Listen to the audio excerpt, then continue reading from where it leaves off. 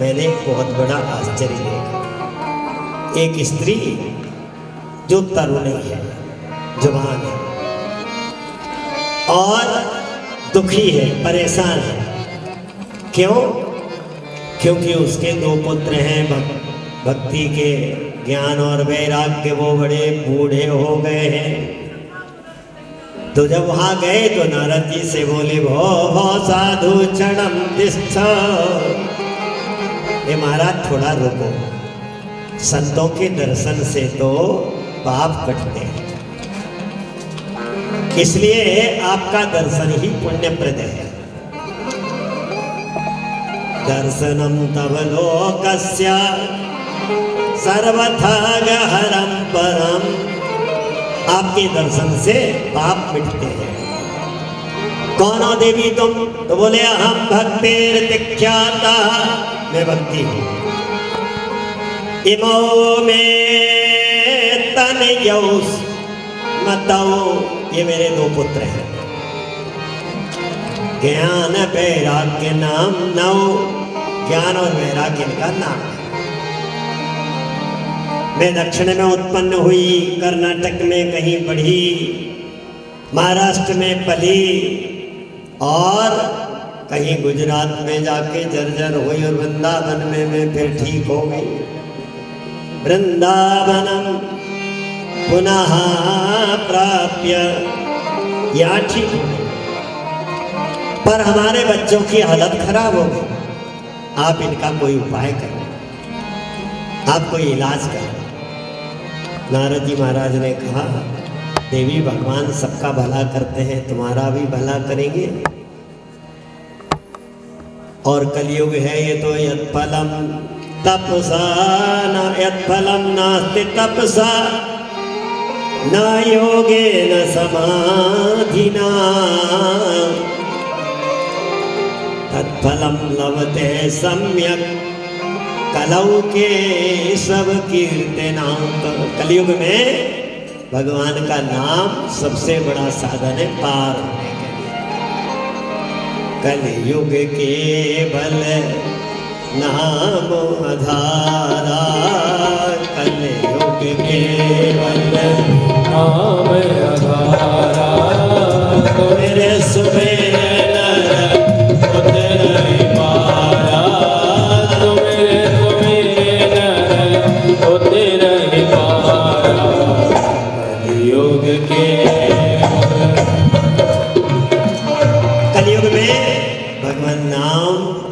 यही सबसे श्रेष्ठ साधन है।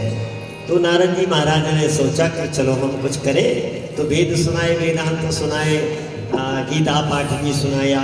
वो जग जाते, बैठ जाते, फिर वैसे हो जाते, फिर उनकी तबीयत बिगड़ जाती। तो चिंता हुई। जब नारद जी को ज़्यादा चिंता हुई तो भगवान का स्मरण किया कि हे प्रभु, आखिर ये लीला क्या है? ये हमारे सामने ये इतना बड़ा उपद्रव ये कैसे उपस्थित हो गया? अरे भगवान के नाम से तो, गीता पाठ से तो सब कुछ ठीक हो जाता है, पर ये ठीक क्यों नहीं हो रहा है? तो आकाशवाणी से उनके कानों में, हृदय में सुनाई दिया, सत्कर्म करो। क्या सत्कर्म करें? संत बताएंगे। तो संतों से पूछते हुए इधर उधर ढूंढने लगे। अब संत कहें, नारद जी ने वेद सुना दिए, वेदांत सुना दिया, गीता पाठ सुना दिया, जब इससे नहीं हुआ तो हम क्या बताएं, हम क्या बताएं? तो संत तो सब चुप हो गए, मौन हो गए। और नारद जी ऐसे आते आते यहाँ आ गए। यहाँ उन्होंने कह दिया एक ही बात कि नारद जी, चिंता की बात नहीं है। श्रीमद्भागवत,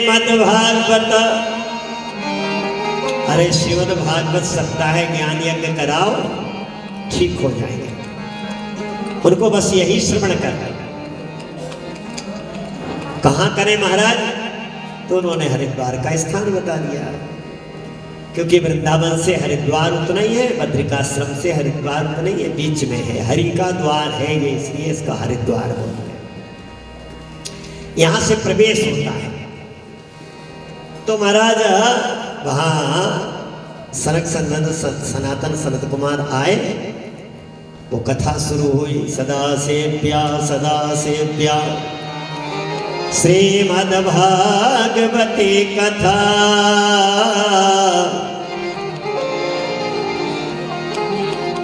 कथा शुरू हुई। सदा श्रवण करो, क्योंकि भगवान के हृदय में आने का एक ही साधन है, कथा। महाराज उस कथा का प्रभाव ये होगा कि उस कथा से वो दोनों के दोनों भक्ति देवी वहाँ प्रकट हो गई, ज्ञान वैराग्य भी उससे ठीक हो गए, और वहाँ पर जितने भी जो लोग थे उन सब के हृदय में भगवान ही साक्षात प्रकट हो गए। तो वहां जब कथा शुरू हुई तो पूछा नारद जी ने कि महाराज इस कथा से केवल जो सत्संगी है वही ठीक होते हैं या और भी दूसरे लोग?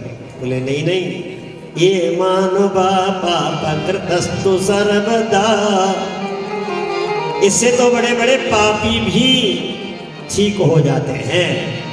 और उसके लिए कथा सुनाने लगे। एक तुंगभद्रा नदी के तट पर वर्णाश्रमी लोगों का एक नगर था। उसमें आत्मदेव नाम के एक ब्राह्मण थे। वो संपन्न भी थे, पत्नी भी सुंदर थी, घर भी अच्छा था, पैसा भी था, घर में बेटा बेटी नहीं थी। इसके कारण वो दुखी रहने लगे। थोड़ा दान पुण्य भी करने लगे कि शायद इससे हमारा कष्ट मिट जाए। जब कुछ ना हुआ तो एक दिन वो घर छोड़कर वन में चले गए और वहां पर वन में जाकर के बैठे रो रहे थे। तो वहां से एक महात्मा निकल रहे थे। महात्मा ने सोचा कोई भगवान के भजन में ध्यान में मग्न होकर के देखो कैसे आंसू बहा रहा है, कैसे कैसे भगवान को पुकार रहा है। पास में चले गए, बोले ब्राह्मण देवता क्यों रो रहे हो? तो उसने ये तो नहीं कहा कि भगवान की याद में रो रहा हूँ, भक्ति में रो रहा हूँ, आनंद में रो रहा हूँ। वो तो महाराज जोर जोर से चिल्ला के रोने लगा कि महाराज मैं इसलिए रो रहा हूँ कि मेरे घर में सब कुछ है और बेटा बेटी भी। तो महात्मा ने कहा अरे भाई संसार में ये रहता है, भगवान का भजन कर, उसी में सुख है। घर में घर गृहस्थी में कोई सुख नहीं है। और मैंने तेरा भाग्य देख लिया है। सप्त जन्मा बधे तब पुत्रो नहीं बचने बच्चा। एक जन्म की कौन कहे, तेरे 7 जन्म में बेटा बेटी नहीं। तो महाराज वो और ज्यादा रोने लगा, सिर पटकने लगा।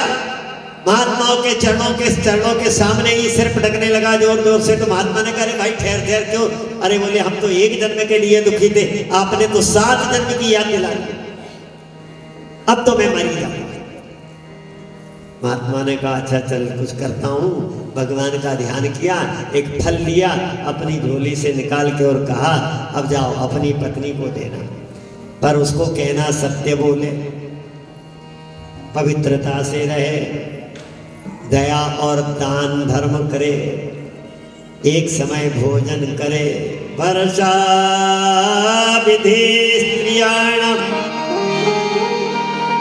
कार्यं तेन पुत्रोऽधि निर्मलः।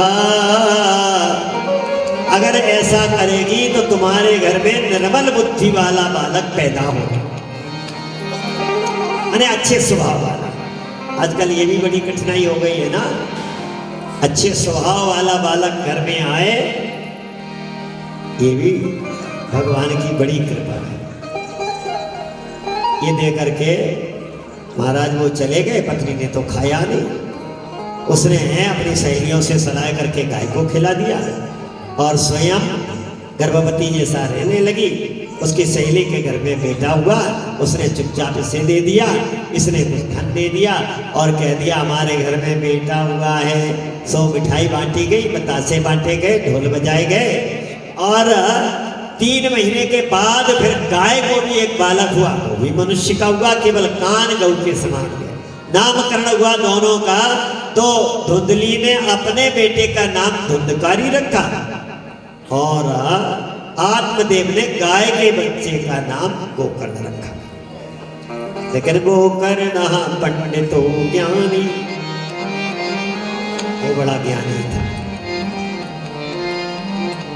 और धुंधकारी महाखला, धुंधकारी बहुत खला। पिताजी चले गए, गोकर्ण चले गए तीर्थ करने के लिए। इसने घर में जुआ खेलना, साफ शराब पीना और बुरे कर्मों में लग गया, सारी संपत्ति नष्ट कर दी। एक दिन गोकर्ण जी लौट के आए तो पिताजी रोने लगे कि बेटा इसने तो सब बर्बाद कर दिया, हमारे घर को नर्क बना दिया, तीर्थ जैसे घर को इसने अपवित्र कर दिया। हम क्या करें? तो पिताजी से बोले, पिताजी हरि नाम नहीं तो जीना क्या, हरि नाम नहीं तो जीना, नाम नहीं तो जीना। हम रहते हैं हरि नाम जगत में अमृत, हरि नाम जगत इसे छोड़ विषय विष पीना क्या, हरि नाम नहीं तो जीना क्या, हरि नाम नहीं तो जीना क्या।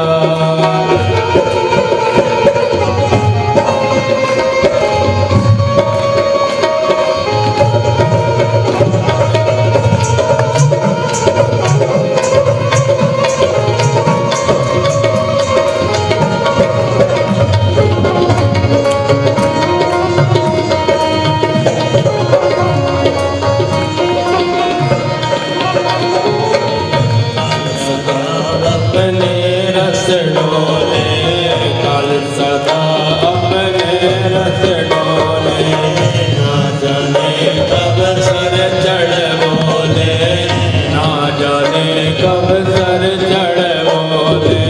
हरि का नाम जपोले सवासर, हरि का नाम जपोले सवासर।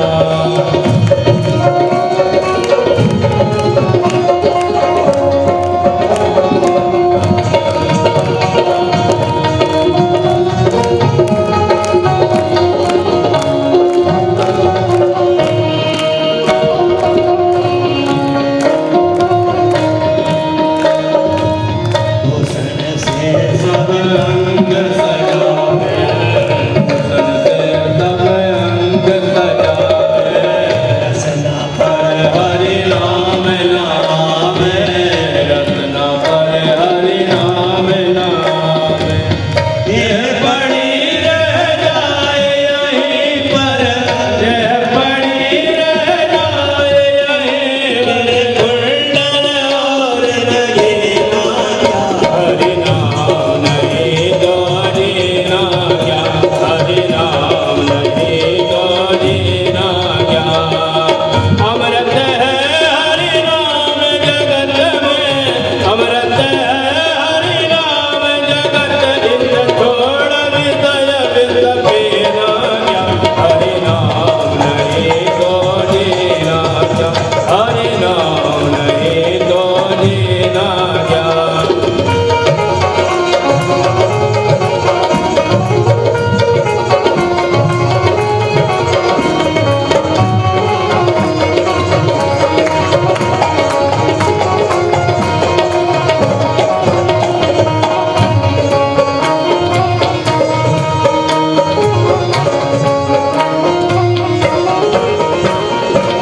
तीरथ है हरि नाम तुम्हारा, तीरथ है हरि नाम तुम्हारा, तेरे क्यों फिरता मारा मारा, तेरे क्यों फिरता मारा मारा। अंत समय हरि नाम नावे, अंत समय हरि नाम नावे, काशी और मदीना क्या, हरि नाम नहीं तो जीना क्या, हरि नाम नहीं तो जीना क्या। अमृत है हरि नाम जगत में, अमृत है हरि नाम जगत, इंद्र छोड़ विषय विष पीना क्या, हरि नाम नहीं तो जीना, हरि नाम नहीं तो जीना क्या, हरि नाम नहीं तो जीना क्या, हरि नाम नहीं तो जीना क्या, हरि नाम नहीं तो जीना क्या। गोकर्ण जी महाराज ने पिताजी से कहा, देहस्ते मांस रुद्रे भीमतिम त्यजत्वम, जाया सुतादिषु सदा ममतां विमुञ्च। पिताजी, इस देह के अभिमान का त्याग करो। ये पंचभूत का देह है, हाड़ मांस का है। और जाया सुतादिषु सदां ममतां विमुञ्च, ये मेरे मेरे हैं, इनकी ममता का छोड़। धर्मं भजस्व सततं त्यज लोक धर्मान्, सेवस्य साधु पुरुषान् जहि काम कृष्णान्। अन्यस्य दोष गुण चिंतनमासु मुक्त्वा, सेवा कथा रसमहो नितरां त्रिवक्त्वम्। पिताजी, धर्मं भजस्व सततं त्यज लोक धर्मान्, सदा भगवत धर्म का पालन करो, लोक धर्म का त्याग करो, संतों की सेवा करो और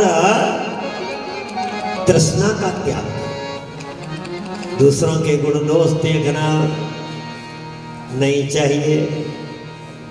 और सेवा कथा रसमहो नितरां त्रिवक्त्वम्,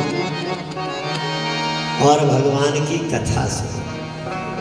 सेवा कथा, संतों से भगवान की कथा सुनो। सदा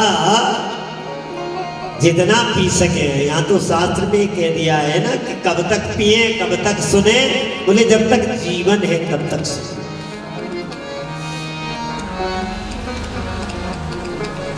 मृत्यु हो जाए तो दोबारा जन्म होगा, तो बोले नहीं नहीं, फिर तब तक पियो जब तक मुक्ति ना हो जाए।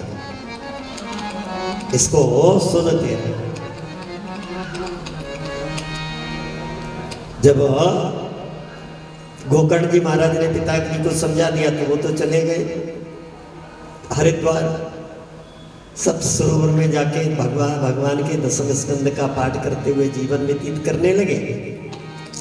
धुंधकारी ने अपनी मां को मारा और कहा जितना धन है सब दे दे।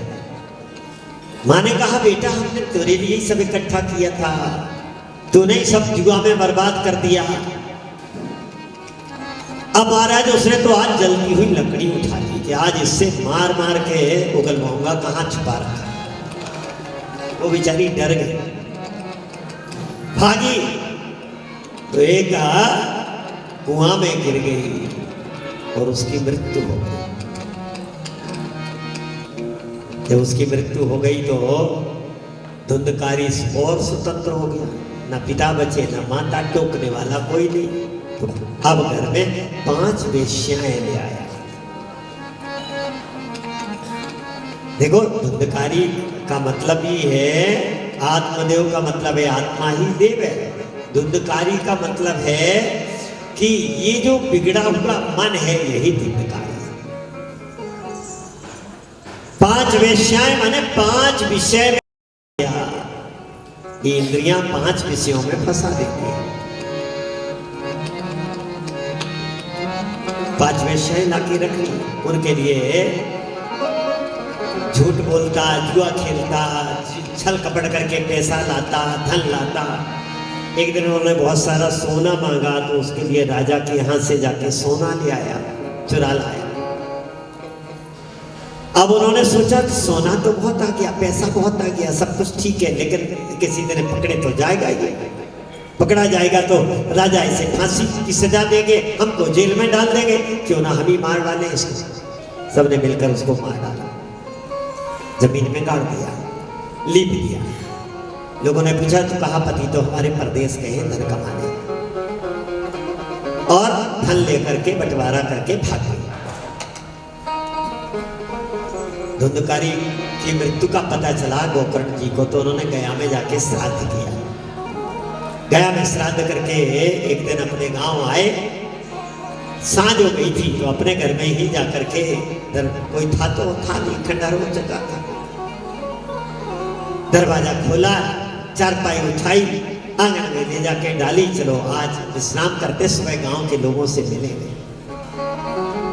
और जैसे ही लेटे, थोड़ी आंख लगने को हुई, नींद आने वाली थी, इतने में कोई आवाज आई। आंख खुल गई, कौन है? इधर कोई आदमी खड़ा दिखाई दिया। आगे बढ़ा तो वो कुत्ता बन गया, आगे बढ़ा तो भेड़िया बन गया, आगे भैंसा बन गया, आगे अग्नि बन गया। पूछते बार बार, लेकिन समझ गए कि ये कोई प्रेत आत्मा लगती है। तो उन्होंने अपने कमंडल का जल लिया, मंत्र पढ़ा और उसके ऊपर डाला तो सामने प्रकट हो गया। कौन? हम तुम्हारे भाई हैं, धुंधकारी, प्रेत योनि में भटक रहा हूं, मेरी मुक्ति का उपाय कर। मैंने तेरे लिए गया में श्राद्ध कर दिया। बोला गया श्राद्ध सतीनामि मुक्तिर्मेना भविष्यति। गया में एक दो नहीं, सैकड़ों श्राद्ध करो तो भी मेरी मुक्ति होने वाली नहीं। फिर क्या करें? कोई और उपाय करो। गोकर्ण जी महाराज ने कहा ठीक है, कल बताएंगे। गांव के सब पंडितों को, विद्वानों को बुलाया, आसपास के लोगों को बुलाया। मेरा भाई प्रेत योनि में भटक रहा है, कोई उपाय बता। गया श्राद्ध तो कर दिया। सबने कहा कि अगर गया श्राद्ध से उसकी मुक्ति नहीं हुई है और उपाय तो हमें पता नहीं। भगवान सूर्य की साधना की गई, भगवान सूर्य से पूछा गया तो रश्मियों की किरणों से एक आवाज आई हृदय में गोकर्ण के, श्रीमद्भागवतान मुक्ति सप्ताह वाचनम कुरु। इस प्रेत को मुक्त करने के लिए श्रीमद्भागवत की कथा सुना तो इसकी मुक्ति हो जाएगी। अब भगवान शिव ने कहा तो उसी समय सबको विश्वास हुआ। व्यास गादी बनाई गई, निमंत्रण भेजे गए, सबको कहा गया कि आओ आओ, कथा शुरू हो रही है। और जब सब आए तो प्रेत कहाँ बैठे? प्रेत का भी आवाहन हुआ, लेकिन उसके बैठने को तो कोई स्थूल जगह चाहिए थी। वहीं पर बांस थे, वो बांस में एक 7 गांठ वाले बांस में घुस के बैठे। आश्रय तो चाहिए। और जब उसमें बैठ गया तो पहले दिन की कथा की पूर्णाहुति हुई। पहली गांठ फट गई, आवाज हुई, सबको सुनाई दी, क्या हुआ क्या हुआ? अरे बांस की गांठ फट, चलो फट गई होगी, कोई बात नहीं।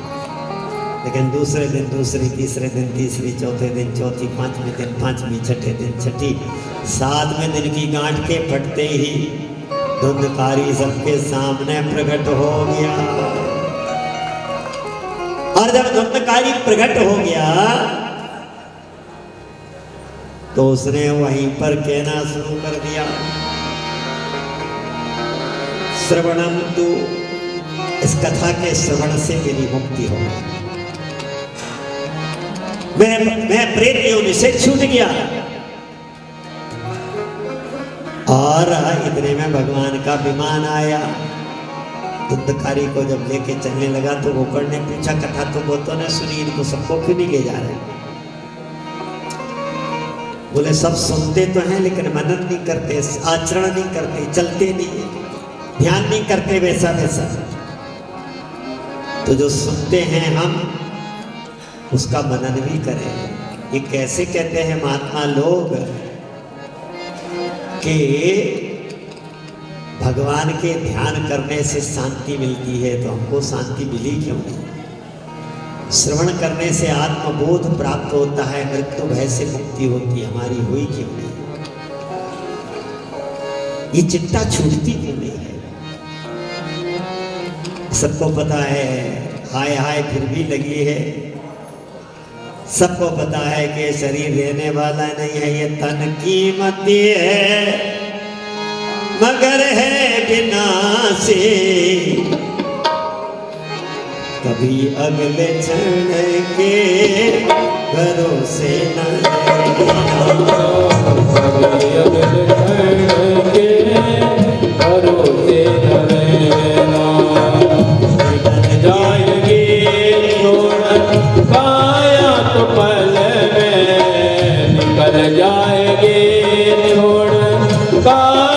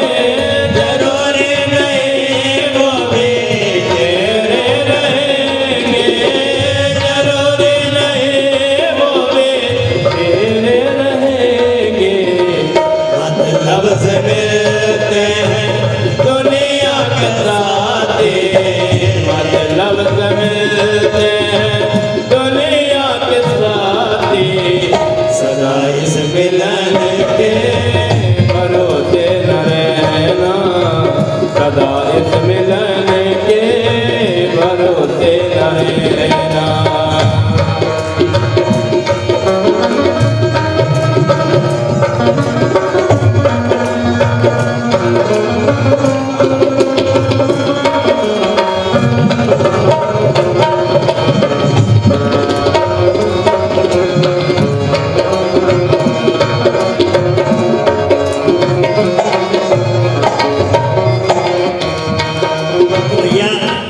सब जानते हैं कि तन जो है ना एक दिन नहीं रहने वाला है। ये दुनिया के सब रिश्ते नाते कोई साथ देने वाले नहीं हैं। तो भी लोग हाय हाय में लगे ही में, हरी हरी फिर भी होता ही नहीं।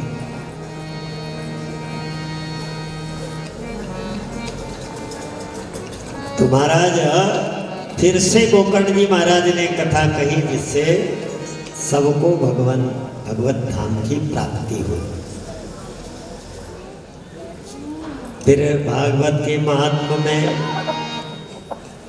विरक्तो वैष्णवो विप्रो वेद शास्त्र विशुद्ध कृत दृष्टांत कुशलो धीरो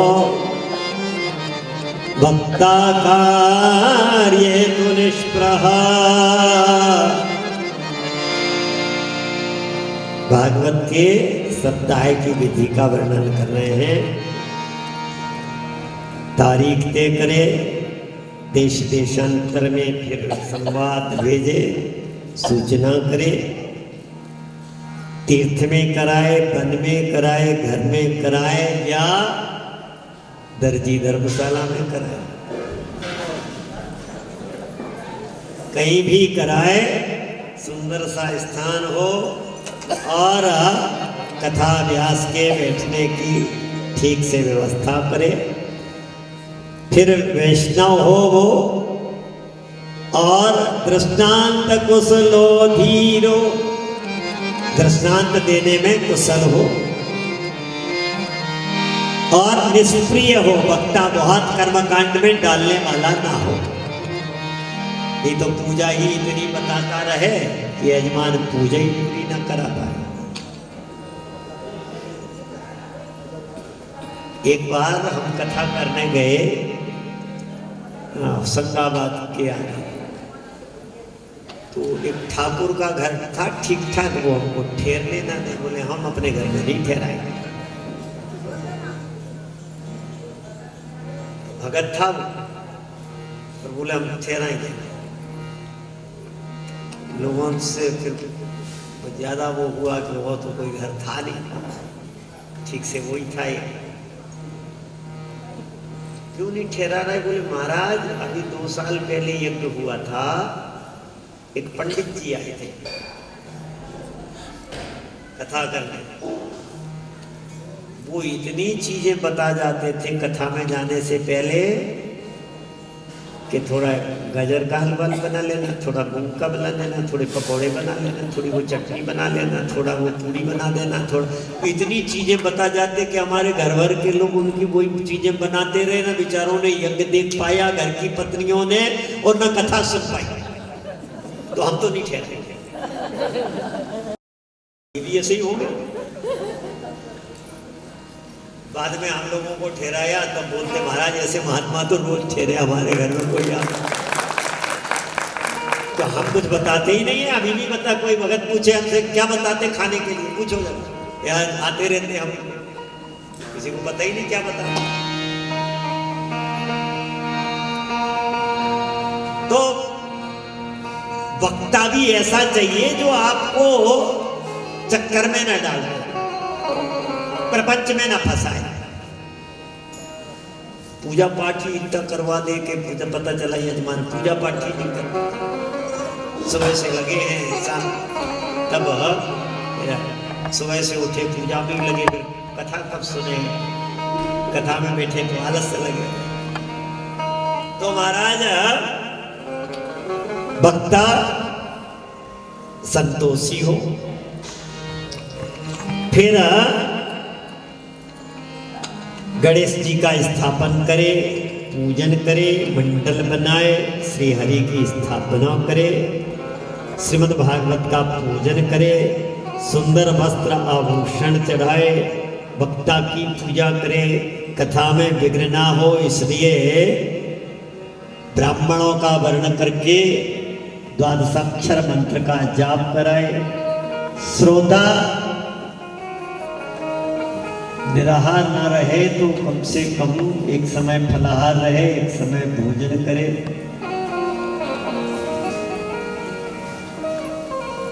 और सप्ताह जब पूर्ण हो जाए तब आदर पूर्वक वक्ता की और भागवत जी की पूजन करे। निगम कल्पतरोर्गलितं फलम्। देखो वैसे तो भागवत में ऐसा ही कहा है कि जैसे बेटी की शादी की तैयारी करते हैं ना,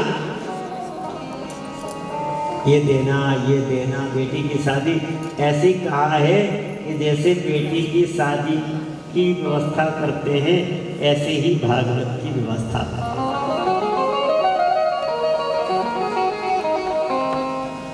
पर हम लोग तो ऐसे हैं बाबा जी जिनको कोई व्यवस्था, मंच मिल गया, कथा मिल गई, इससे ज्यादा हमें कुछ ज्यादा चाहिए। हम इतने दिन से आ रहे देवास में कथा करने, कोई भगत ऐसा कह नहीं सकता कि महाराज कितने पैसे लेते हैं तब आते हैं।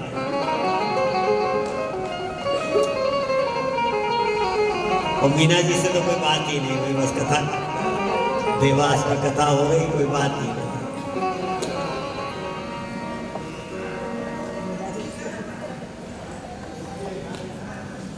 तो भाई ये भागवत वेद रूपी कल्प वृक्ष का पका हुआ फल है। इसे हम जीवन में कान से पीते हैं और हमारी बुद्धि को पवित्र करता है। ऐसा अब जब कथा हो रही थी तब भगवान स्वयं वहां प्रकट हो गए। बोले कहाँ बैठे? बोले सब भक्तों के हृदय में। वहीं पर बलि उधावार में सब प्रकट हो गए और सब ने वहां भगवान के नाम का कीर्तन किया और ऐसे करके कथा का महात्मा कहा। जन्माद्यस्य तोन्मयादितरतस् चारथेस्व विज्ञास्वराट् तेने ब्रह्म हृदयामि कवये मह्यन्ति यत् सूर्यः तेजो वारिमृदां विनिमयो यत्र त्रिसर्गो मृषा धाम्ना स्वेन सदा निरस्तकुहकं सत्यं परम धीमहि।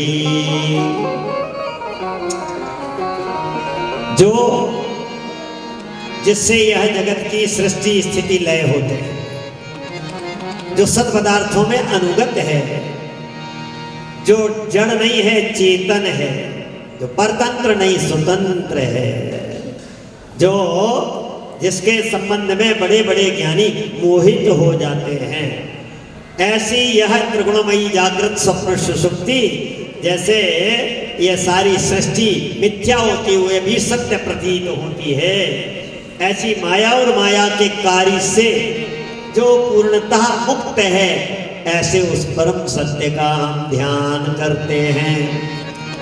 सत्यम परम धीमहि, ऐसे उस परम सत्य को का हम ध्यान करते हैं। हमारी बुद्धि उस परम सत्य में स्थित हो, हमारी बुद्धि उस परम सत्य को जाने।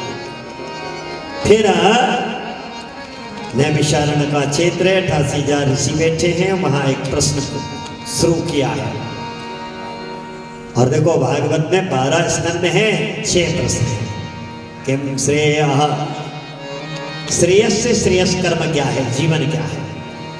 किम श्रेयः, शास्त्र सार का, शास्त्र तो बहुत हैं, इतना सुनना हमारे बस की बात नहीं है। हम घर गृहस्थी वाले लोग हैं, क्या शास्त्री सुनते रहेंगे? सार सार बता दो। शास्त्र सारा का, शास्त्रों का सार क्या है। और स्वावतार प्रयोजनम, भगवान अवतार लेकर क्यों आते हैं, उनका प्रयोजन क्या है। किम कर्म के अवतारश्च, भगवान की लीला क्या है, अवतार कितने हैं। धर्मः कं शरणं गता, भगवान के सुधाम गमन के बाद धर्म किसकी शरण में रहता है। ये 6 प्रश्न हैं। उन 6 प्रश्नों को 12 स्कंधों में हमने सुनना है। किम श्रेयस्कर जीवन क्या है, सुखमय जीवन क्या है, परमात्मा क्या है, सत्य क्या है। ये जीवन तो सबको पता है कि ये सत्य नहीं है, तो फिर सत्य क्या है इसमें। ये जीवन तो जाने वाला है, इसमें रहने वाला क्या है। किम श्रेयः शास्त्र सारा का, शास्त्रों का सार क्या है ये बता। तब सूत जी महाराज बोले नारायणं नमस्कृत्य नरं चैव नरोत्तमं देवीं सरस्वतीं व्यासं ततो जयमुदीरयेत। नारायणं नमस्कृत्य, भगवान नर नारायण ऋषियों को हम नमस्कार करते हैं, सरस्वती देवी को, व्यास जी को नमस्कार करके संसार के और अंतःकरण के समस्त विकारों पर विजय प्राप्त करने वाले जय और विजय को हम प्रणाम करते हैं, उनकी याद करते हैं, उस भागवत का हम पाठ करते हैं। तब सबसे पहले कहा है कि देखो पवित्र तीर्थों का सेवन, कथा का श्रवण और उससे उत्पन्न हमारे हृदय में प्रीति, भगवत प्रीति, भगवान की भक्ति और उसी से भगवान के प्रति हमारी रुचि और भगवान की प्राप्ति होती है। इसलिए श्री कृष्ण को ही श्रवण करना वही सबसे ज्यादा पवित्र करने वाला है। तब यहां पर सृष्टि के अवतारों की बात कही है। 24 अवतार सुनाए हैं। पहला सनत कुमारों का अवतार है जो अखंड ब्रह्मचर्य का पालन करते हैं। फिर भगवान 12 नारद, नर नारायण, कपिल, दत्तात्रेय, यज्ञरूप, ऋषभदेव, राजा पृथु, मत्स्य, कच्छप, धन्वंतरी, भगवान मोहिनी रूप में भी आए, नरसिंह रूप में भी आए, वामन रूप में भी आए, धन्वंतरी का अवतार हुआ और व्यास जी महाराज, फिर रामावतार में भगवान, फिर बलराम, श्री कृष्ण और आगे चलकर बुद्धावतार, हंसावतार, हयग्रीव और कल, ऐसे 24 अवतारों की। और सब एते चांस कला पुंसाम कृष्णस्तु भगवान स्वयं। ये तो सब कला अंश से ही अवतार हैं, साक्षात श्री कृष्ण ही अवतार हैं। फिर महाराज चतुर्युगी के द्वापरांत में महर्षि पाराशर और सत्यवती के गर्भ से व्यास जी की उत्पत्ति हुई। व्यास जी महाराज ने वेदों के 4 भाग किए, ऋग्वेद, यजुर्वेद, सामवेद, अथर्ववेद। फिर जब चारों वेदों के भाग कर दिए, वेदों के 4 भाग कर दिए, तो फिर संतोष नहीं हुआ। फिर महाभारत लिखा, फिर भी संतोष नहीं हुआ। संतोष नहीं हुआ तो इसका मतलब है कि देखो, जैसे कई बार भोजन करने में भी संतोष नहीं होता है। बोले आज कुछ, कभी कभी आपको काम करने के बाद कोई भूल जाते हैं, तो बोले कोई काम जैसे छूट रहा है, सब हो गए लेकिन कोई ध्यान नहीं आ रहा है,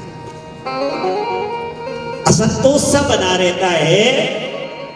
और वैसे तो जीवन में सबको कोई ना कोई असंतोष है, ये हो गया तो ये हो जाए, ये हो गया तो ये हो जाए, कुछ ना कुछ हो जाए, असंतोष में जी। तो महाराज पाराशर्य महाभागा भवता कच्चिदात्मना परितुष्यति शरीरं आत्मा मानस एव भाव। नारद जी महाराज ने कहा, व्यास जी किस कारण से आप चिंतित टिक रहे हैं, क्या कारण है?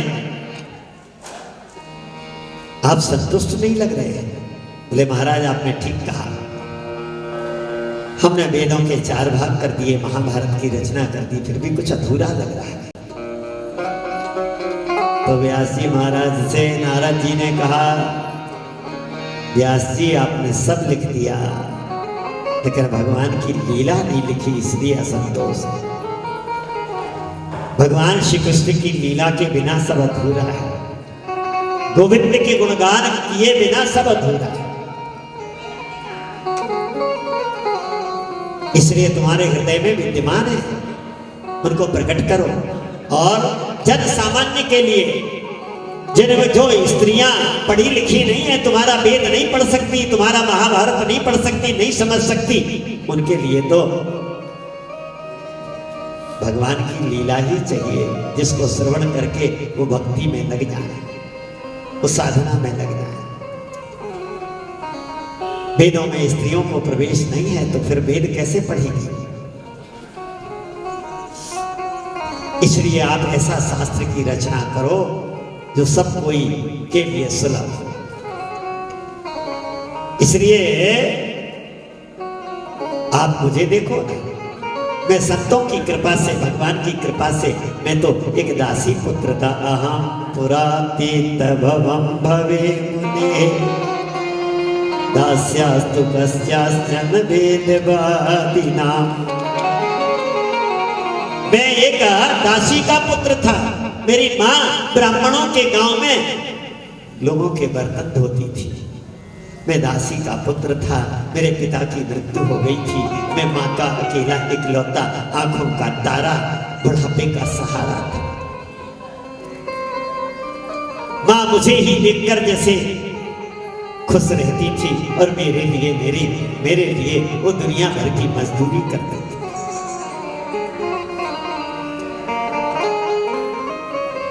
एक दिन गांव में संत आए हुए थे, तो संतों की सेवा में गांव के लोगों ने मुझे रख दिया। मेरी माँ भी वहां झाड़ू लगाने चली जाती थी, बर्तन धोने चली जाती थी। तो संतों के यहाँ मेरी ड्यूटी कर दी कि जाओ, ये बालक रहेगा यहाँ, कुछ चाहिए तो ये ला के दे, फूल ला देगा, पूजा के बर्तन धो देगा। मुझे दासी पुत्र को रख दिया, संतों की सेवा करने लगा। संतों के यहाँ जो प्रसादी बनती थी, जो मिल जाता था खा लेता था, और उसी से वो संतों का जूठन, जो सीध प्रसादी कहलाती है, वो गुरु का जूठन मिल जाता, बस उसी को खा के प्रसन्न रहता, कथा सुनता। एक दिन की बात है, वो संत चलने लगे तो मैंने उनके चरण पकड़ लिए। महाराज मुझे भी साथ ले चले, हम भी भजन करें। संत त्रिकालज्ञ थे, उन्होंने कहा बेटा तुम्हारी माँ का भी कर्तव्य शेष है तुम्हारे सिर पर, अभी घर में रहो। और मुझे एक मंत्र दे दिया और कह दिया घर में रह करके भजन करो, समय आने पर तुम आना हमारे पास। बस संत तो चले गए। संयोग से मैं माँ की सेवा करता रहा। एकदा निर्गतम देहा तो अंतिम निशिगाम पथि सर्पोद सत्पदा स्पृष्टः कृपणाम कालचोदिता। एक दिन की बात है, मेरी माँ किसी के घर गाय दूहने गई थी। मेरे पास, हमारे घर में तो गाय थी नहीं, दूसरे के घर की गाय दूहने गई थी। वहां से लौट रही थी, वो बेचारी को ठीक से देखा नहीं, थोड़ा अंधेरा भी था, रास्ते में सांप पड़ा था, उसका पैर छू गया, सर्प ने डस लिया, उसकी मृत्यु हो गई। माँ की मृत्यु हो गई।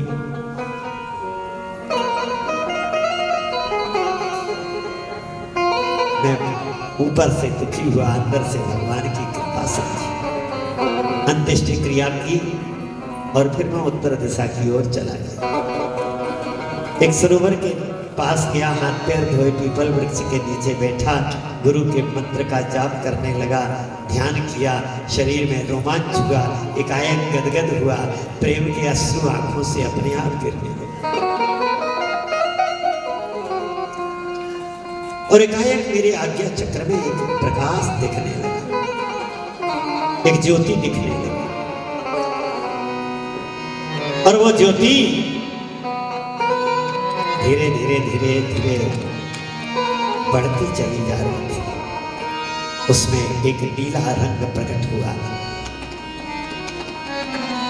और वो चमक नीले की, और उसी में भगवान बालकृष्ण का दर्शन हुआ।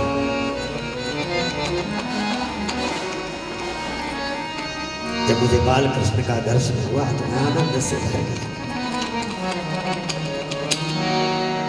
रोया रोया पुलकित हो गया। और थोड़ी देर में रूप चला गया, रंग चला गया, ज्योति चली गई। मैं घबरा गया, क्या हो गया? उठकर खड़ा हुआ, फिर बैठा, फिर प्राणायाम किया, बकरे चक्कू रख किया, कुछ हुआ ही नहीं। भगवान का स्मरण किया, हे प्रभु ये क्या लीला?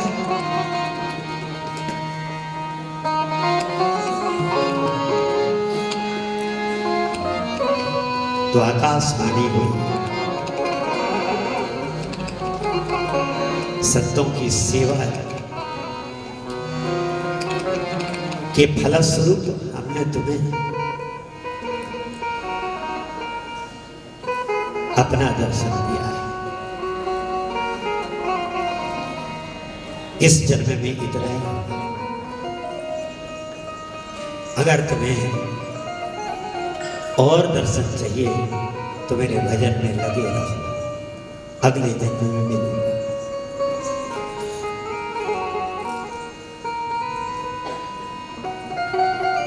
नारद जी कहते, आकाशवाणी सुनकर हम शांत हो गए, फिर ध्यान करते रहे, भजन करते रहे।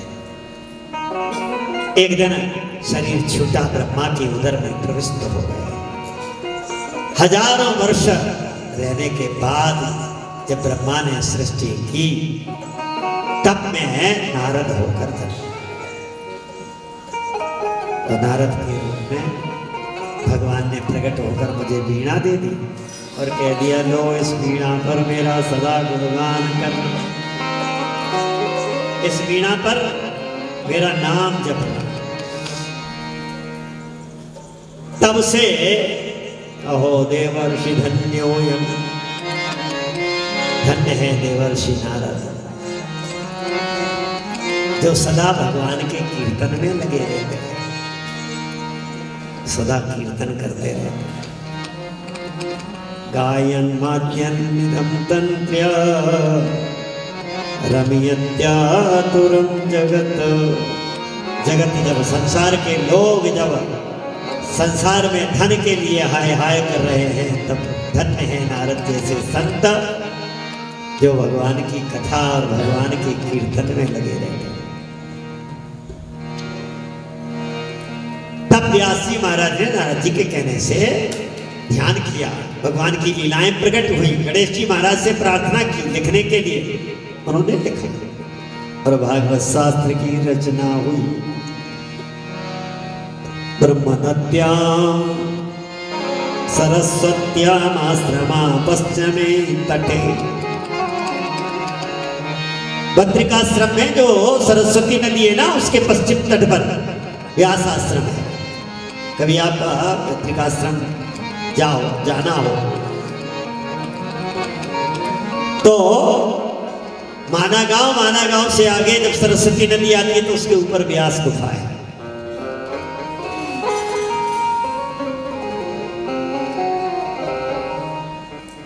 वहां व्यास जी ने भागवत की रचना की।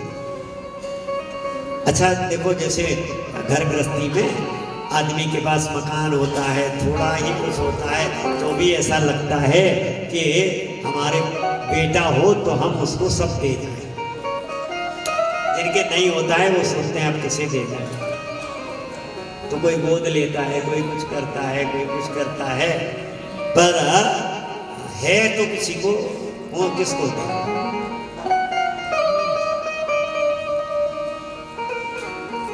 ऐसे ही ज्ञान की परंपरा है, किसे तब सुखदेव जी महाराज को याद किया गया और सुखदेव जी महाराज आए तो व्यास जी महाराज ने उनको भागवत पढ़ाई। बोलिए श्री सुखदेव जी महाराज की। आत्मा रामश्च मुनियो, यद्यपि वो आत्मा राम है, आत्मकाम है, संतुष्ट हैं, फिर भी भागवत की कथा ये सिर चढ़ बोलती है। भक्ति तो ऐसी है जो जबरदस्ती खींच लेती है। निर्गुण ब्रह्म का चिंतन करने वाले को सुखदेव जी महाराज को श्री कृष्ण के मंत्रों ने खींच लिया। बरहा पीडम नटवर बपु कर्णियो कर्णिकारम।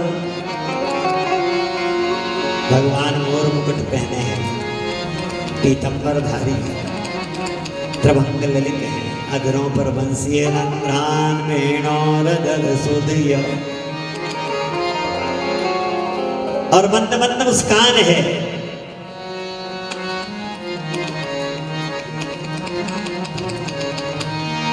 तेरी मंद मंद मुस्कानिया पे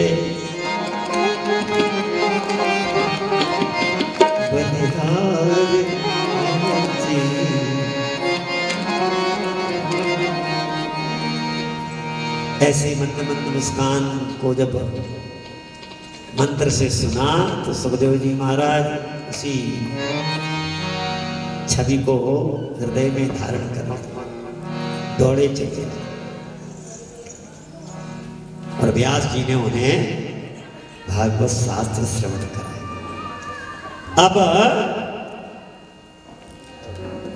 हम बात उस समय की करते हैं जब परीक्षित के जन्म कर्म की कथा सुना रहे हैं। बात उस समय की है जब भीम ने अपनी प्रतिज्ञा की पूर्ति करते हुए दुर्योधन की जंघाओं को तोड़ दिया। यद्यपि गदा युद्ध में जंघा से, कमर से नीचे गदा मारना अपराध है। श्री कृष्ण ने, बलराम जी दौड़कर मारने दौड़े भी थे, तब श्री कृष्ण ने उनको शांत किया।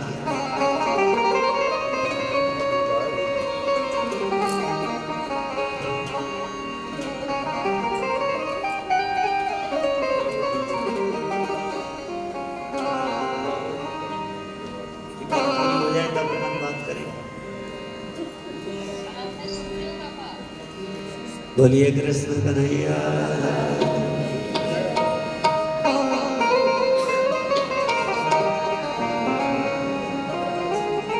दुर्योधन की जंघाएं टूट गई। भीम ने अपनी प्रतिज्ञा पूरी की।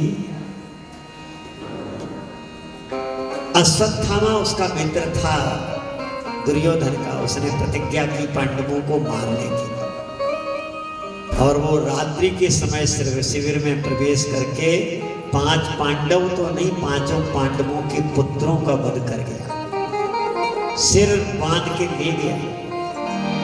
दुर्योधन को भी बड़ा दुख हुआ था कि अरे तूने तो हमारे वंश का नाश कर दिया। अरे कौरव और हम भले ही लड़े झगड़े लेकिन हैं तो एक ही कुल के, तूने तो कुल नाश कर दिया।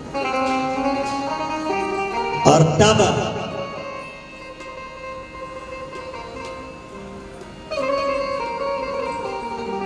द्रौपदी जब रो रही थी, अर्जुन ने प्रतिज्ञा की थी अश्वत्थामा को पकड़कर लाए और द्रौपदी के सामने कह दिया, बोलो ऐसे कैसे मारे।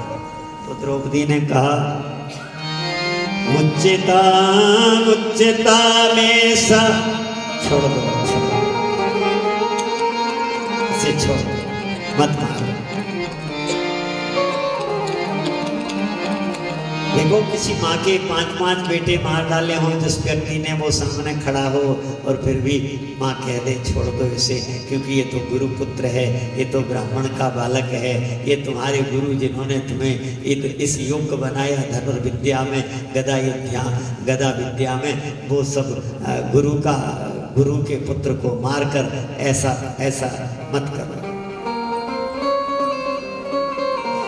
द्रौपदी ने जब ये कह दिया तो भीम ने कहा अरे हम ये नहीं मारेगा अर्जुन, तुम्हें मारूंगा। तब भगवान चतुर्भुज हो गए और भगवान ने बचा करके कहा अर्जुन से, मेरी प्रतिज्ञा है ब्राह्मण को नहीं मारना, लेकिन आत्ताई को नहीं छोड़ना। तब अर्जुन ने उसको सिर पर जो मणि थी उसको निकाल दिया और केस मुंडित करके अपमानित करके उसको वहां से भगा दिया। तब उसने एक ब्रह्मास्त्र चलाया उत्तरा को गर्भ करके, क्योंकि उत्तरा के गर्भ में अभिमन्यु का गर्भ पल रहा था। तो उसने तब उत्तरा भगवान के शरण में भागी। बांके बिहारी जी दूर करो दुख मेरा, बांके बिहारी जी दूर करो दुख मेरा, बांके बिहारी जी दूर करो दुख मेरा।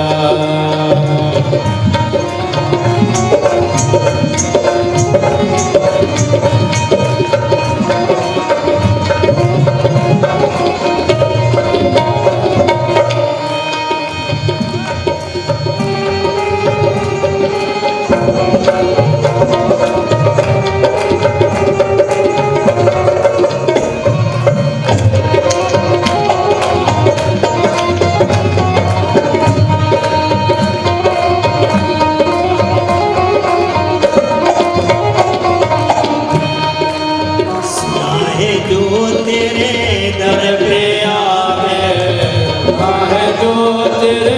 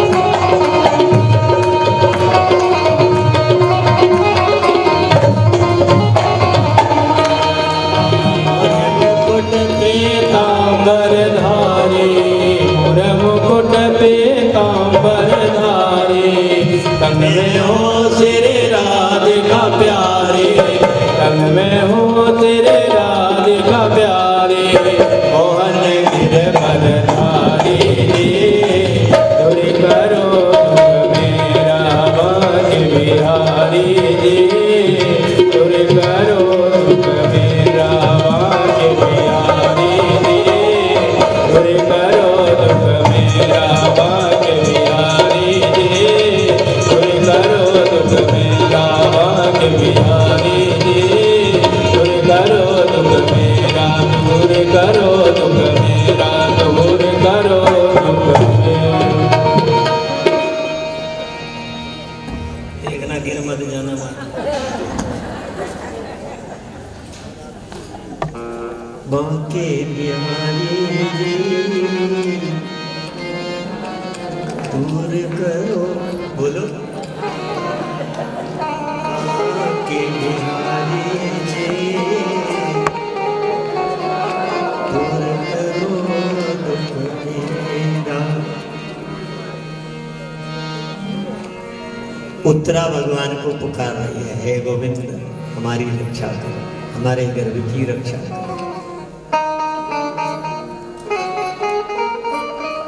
तब भगवान दौड़कर आए, सब लोग देख रहे हैं, और एक रूप से भगवान उत्तरा के गर्भ में प्रविष्ट होकर अपनी गदा से उस बालक की रक्षा करते हैं। देखो परीक्षित कितने भाग्यशाली हैं, उन्होंने पुकारा नहीं, पुकारा मां ने, और वो बालक तो गर्भ में बोल भी नहीं सकता है। तब भगवान ने वहां उसकी रक्षा की। इधर कुंती बुआ ने देख लिया, सा समझ गए कि देखो ये ठाकुर की लीला, ये माया से मनुष्य बने हुए सबको मोहित करते रहते हैं अपनी माया से, इनकी लीला कोई समझ नहीं पाता है, पहचान नहीं पाता।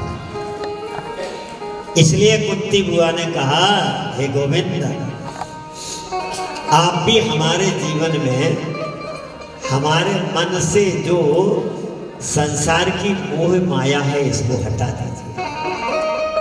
हमारा परिवार में बच्चों में जो मन है इसे आप तोड़ दीजिए और अपने चरणों में हमारे मन को जोड़ दीजिए। और अब तो ये कहती हैं विविधा संतुनासस तत्र तत्र जगत गुरु। प्रभु विपत्ति हमारे जीवन में आती रहे,